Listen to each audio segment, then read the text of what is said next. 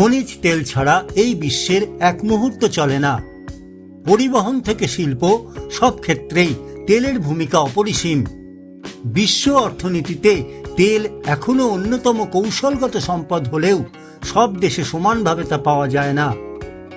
এখনো পৃথিবীর জ্বালানি চাহিদার প্রায় 70% আসে এই জীবাশ্ম জ্বালানি থেকেই। হিসেবে দেখা গেছে বিশ্বের তেল মজুতের অর্ধেকেরও বেশি নিয়ন্ত্রণ করে মাত্র 4টি দেশ।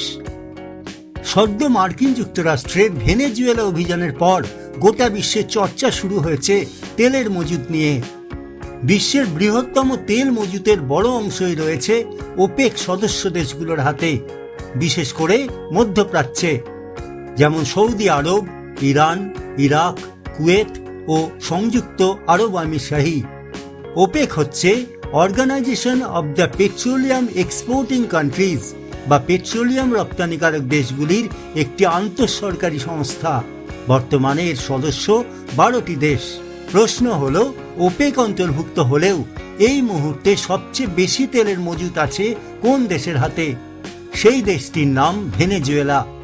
ওপেকের দেওয়া তথ্য মেনে ভিজুয়াল ক্যাপিটালিস্ট যে লিস্ট বানিয়েছে তার প্রথমেই আছে ভেনেজুয়েলার নাম।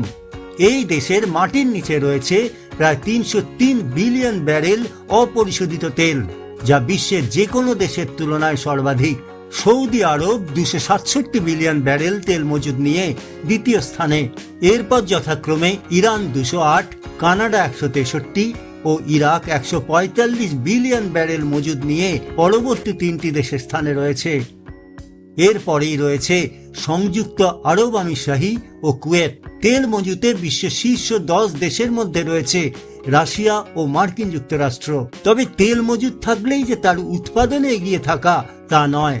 যেমন ভেনেজুয়েলার কাছে বিশ্বের মোট তেল মজুতের প্রায় 1/5 রয়েছে, তবুও প্রতিদিনের বিশ্বে অপরিশোধিত তেল উৎপাদনে দেশটির অবদান 1%-ও কম।